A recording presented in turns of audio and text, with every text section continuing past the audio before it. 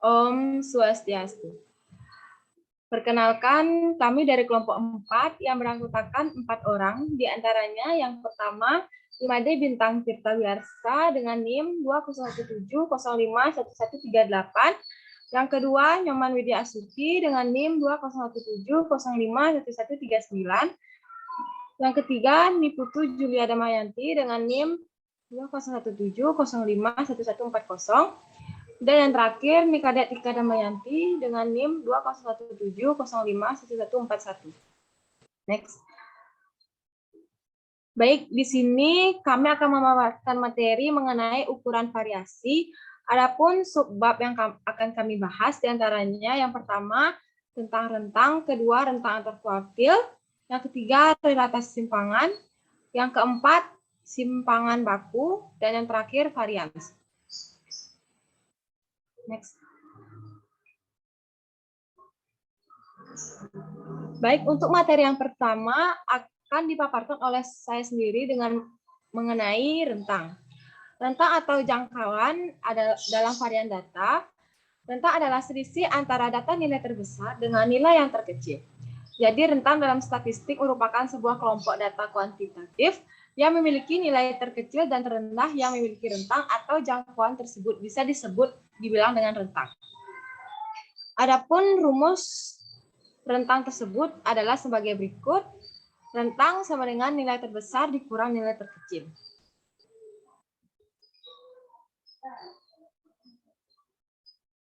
Adapun keterbatasan mengenai rentang. Rentang ini merupakan pengukuran yang sangat kasar dari penyebaran data karena sangat sensitif terhadap pencilan. Dan sebagai hasilnya, ada batasan-batasan tertentu untuk kegunaan rentang yang sebenarnya dari kumpulan data untuk ahli statistik karena nilai data tunggal dapat sangat mempengaruhi nilai kisaran. Standar deviasi adalah ukuran lain dari spread yang kurang rentan terhadap outlier. Tetapi kekurangannya adalah bahwa perhitungan standar deviasi jauh lebih rumit. Yang kedua, mengenai aplikasi rentang. Rentang ini adalah cara yang baik untuk mendapatkan pemahaman yang sangat mendasar tentang bagaimana penyebaran angka dalam kumpulan data benar-benar karena mudah untuk dihitung, karena hanya memerlukan operasi aritmatika dasar. Tetapi ada juga beberapa aplikasi lain dari jangkauan satu set dalam data statistik. Rentang ini juga dapat digunakan untuk memperkirakan ukuran penyebaran lainnya, standar deviasi. Next.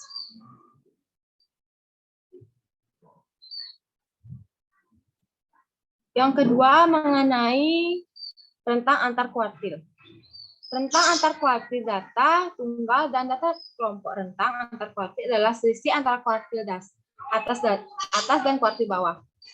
Jangkauan atau rentang merupakan selisih antara nilai yang terbesar dengan nilai terkecil, di mana jika nilai terbesar disimbolkan dengan XB dan nilai terkecil disimbolkan dengan XK, maka rumusnya sebagai berikut. Jangkauan sama dengan XB dikurang XK. Berdasarkan rumus jangkauan tersebut dan berdasarkan uraian mengenai pembagian kuartil dari keseluruhan nilai pengamatan yang ada, maka selanjutnya adalah menentukan rumus dari rentang antar kuartil atau RAK, atau juga dikenal dengan istilah interquartile range atau IQR. Adapun rumus dari rentang antar kuartil tersebut yakni RAK sama dengan K3 dikurang K1, di mana RAK adalah rentang antar kuartil, K3 sama dengan kuartil atas, dan K1 sama dengan kuartil bawah 1. Next.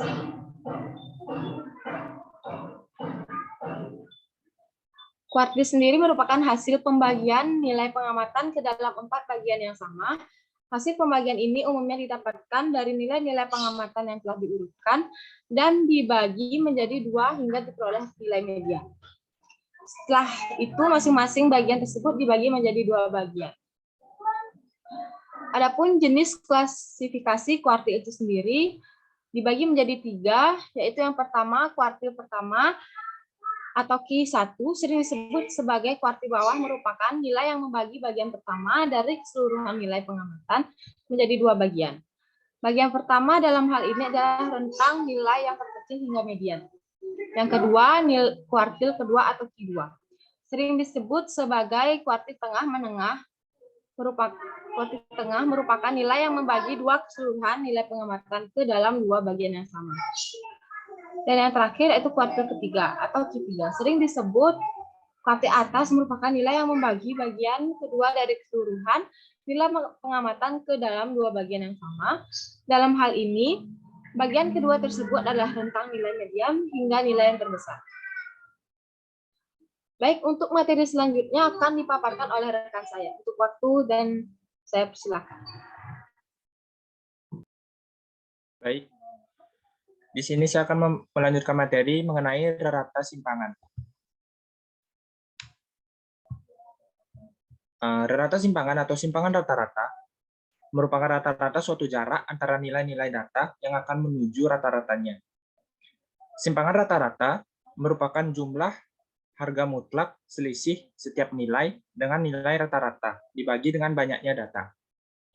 Simpangan rata-rata masuk ke dalam ukuran penyebaran data dan dinotasikan dengan SR yang berarti simpangan rata-rata. Dalam menghitung simpangan rata-rata dibedakan menjadi dua, yaitu yang pertama, simpangan rata-rata data tunggal dan simpangan rata-rata data kelompok. Adapun kegunaan dari rata simpangan, yang pertama yaitu mengetahui seberapa besar nilai data menyimpang dari nilai rata-rata data, dan yang kedua mengetahui seberapa jauh nilai data yang telah ditemukan dari rata-rata yang telah diatur sebenarnya. Selanjutnya, adapun rumus perhitungan dari simpangan rata-rata. Yang pertama yaitu simpangan rata-rata data tunggal, yaitu SR sama dengan 1/N dikalikan sigma dari nilai mutlak X ke I dikurangi rata-rata X. Keterangannya, SR merupakan simpangan rata-rata, XI merupakan data ke I, rata-rata X sama dengan rata-rata, dan N kecil merupakan banyaknya data. Rumus yang kedua yaitu simpangan rata-rata untuk data kelompok, yaitu SR sama dengan 1/N besar, sigma N dikalikan dalam kurung integral I dikalikan nilai mutlak XI dikurangi rata-rata X dalam kurung tutup. Keterangannya, SR sama dengan simpangan rata-rata, XI sama dengan nilai tengah kelas ke I, rata-rata X sama dengan rata-rata, integral I sama dengan frekuensi kelas ke I, N kecil sama dengan jumlah kelas, dan N besar merupakan jumlah frekuensi. Baik, sekian pemaparan materi dari saya. Akan dilanjutkan oleh rekan saya. Terima kasih.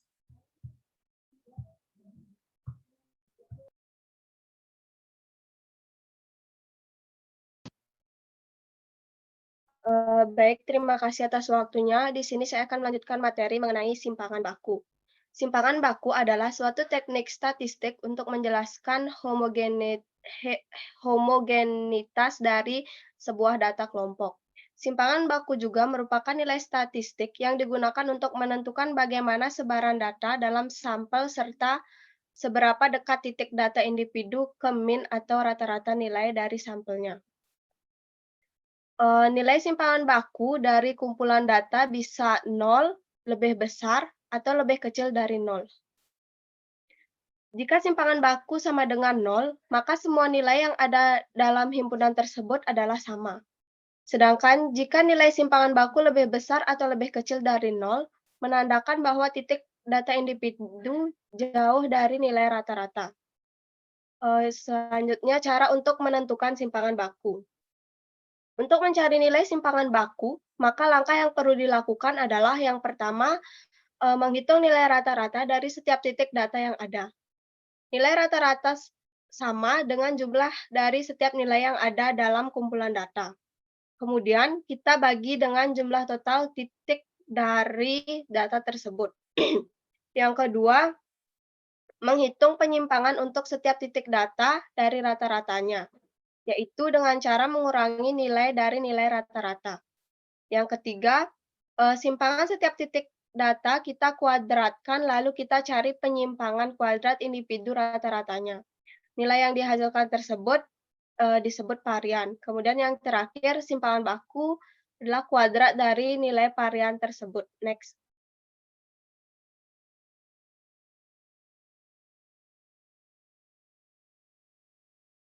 Selanjutnya, fungsi simpangan baku. Simpangan baku pada umumnya biasa dipakai oleh para ahli statistik atau orang yang terjun dalam dunia statistik untuk mengetahui apakah sampel data yang diambil mewakili seluruh populasi. Dalam mencari data yang tepat untuk sebuah populasi sangat sulit dilakukan. Oleh karena itu, untuk mempermudah pencariannya, maka dipilih sampel data yang mewakili seluruh populasi dari perhitungan tersebut. Dapat diketahui nilai yang mewakili seluruh populasi. Next.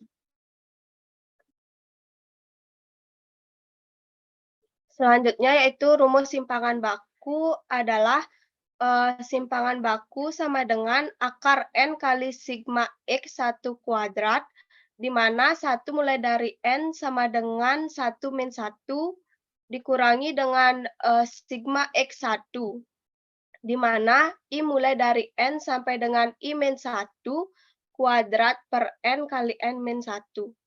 Baik, sekian materi yang bisa saya sampaikan. Selanjutnya akan dilanjutkan oleh rekan saya. Baik, selanjutnya saya akan memaparkan materi mengenai varians. Varians adalah ukuran statistik tentang seberapa tersebarnya titik-titik data dalam sampel atau kumpulan data. Dengan kata lain, varians adalah kuadrat dari simpangan baku atau standar deviasi. Varians ini juga merupakan ukuran variabilitas data, di mana artinya bahwa semakin besar nilai varians, maka semakin tinggi fluktuasi data antara satu data dengan data yang lain. Begitu juga sebaliknya, semakin kecil varians, maka semakin rendah pula tingkat fluktuasi data antara satu data dengan yang lain. Varians ini memungkinkan ahli statistik untuk memahami, mengatur, dan mengevaluasi luasnya keragaman data dalam sampel atau seluruh populasi yang mereka kumpulkan untuk tujuan penelitian. Next.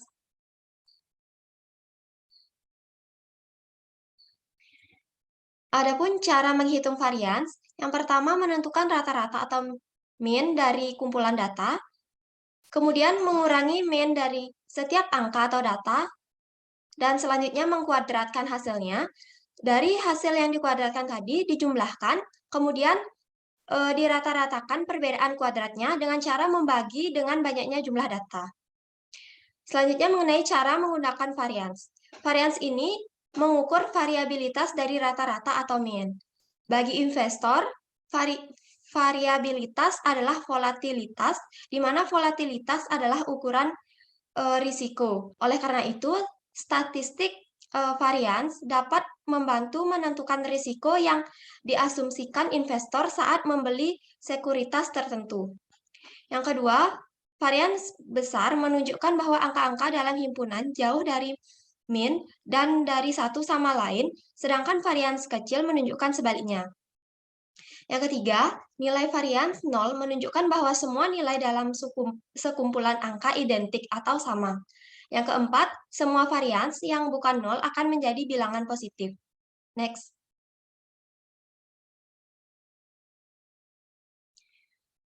Selanjutnya mengenai perhitungan varians dalam sampel dan populasi.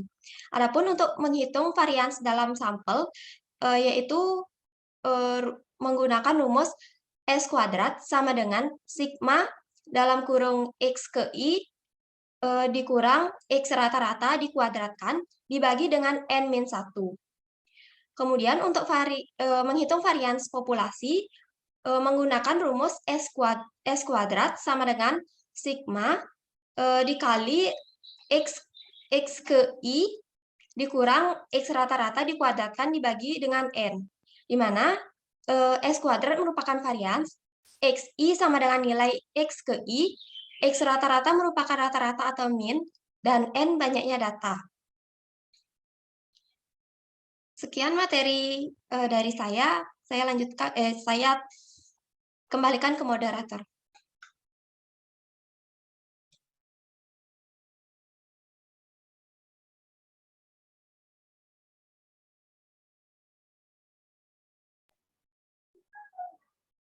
Baik, sekian presentasi dari kelompok kami. Mohon maaf apabila terdapat kesalahan maupun materi yang belum jelas.